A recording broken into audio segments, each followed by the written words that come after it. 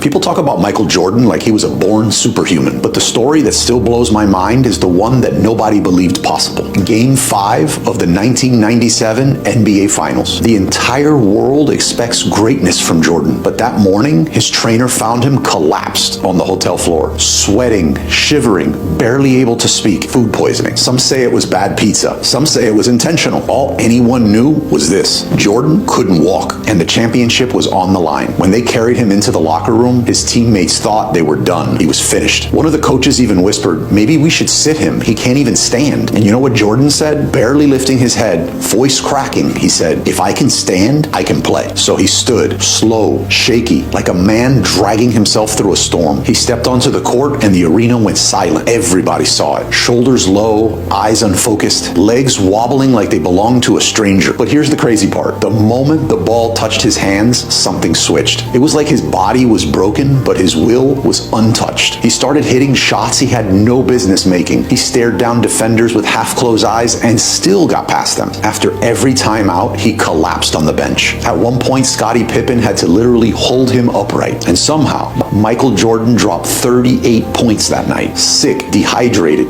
dizzy, barely functioning, yet he played one of the best games in NBA history. Not because he felt strong, but because he refused to let how he felt decide how he showed up. That is the part most people miss. Everyone wants Jordan's results, but nobody wants the night he played when his body said quit and his mind answered, not today. And that's the same thing in business, in work, and in life. The world doesn't give you trophies for being comfortable. It rewards the people who push when it's inconvenient, who deliver when it's difficult. Greatness isn't built in perfect conditions. It's built in fever sweat moments, when you decide that your excuses are not stronger than your mission. Because sometimes your breakthrough shows up on the day you feel least ready. At some point in life, you will lose your balance and fall for the first time. Get back up and try again.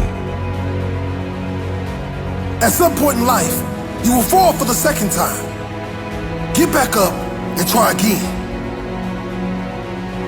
At some point in life, you will fall for the third time, fall for the fourth time. Get back up and try again. Falling one time is not a failure. It's the start of your journey. The pain of failing is temporary. It will not last. No matter how many times you get knocked down, you get up again. Get knocked down for the 5th time. Get back up and try again. There are no quick fixes in life. Anything of real worth will take struggle and perseverance. Success is a journey. What is most important, that one simply does their absolute best and remains persistent. We learn little from victory, much more from defeat. Stay focused.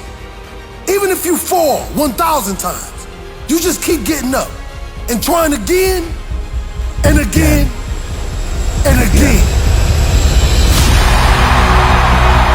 Your start does not determine how you're going to finish. Every day is a new opportunity to reach that goal, to reach that dream. Success is no accident. It is hard work, perseverance, learning, studying, sacrifice, and most of all, love of yourself and love what you are aiming to achieve. The difference between ordinary and extraordinary is that little extra. That little extra day.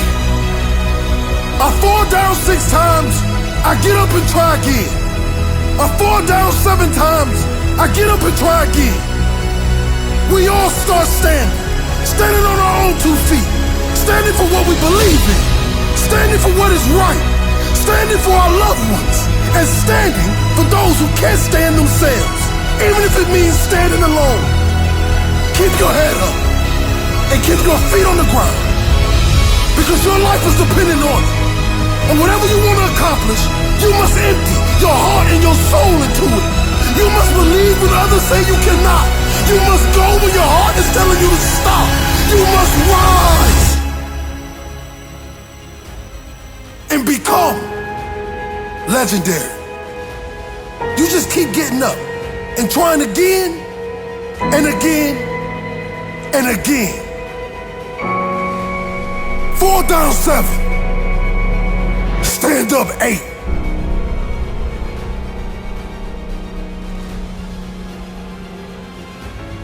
One old man said, Discipline will take you places motivation never can.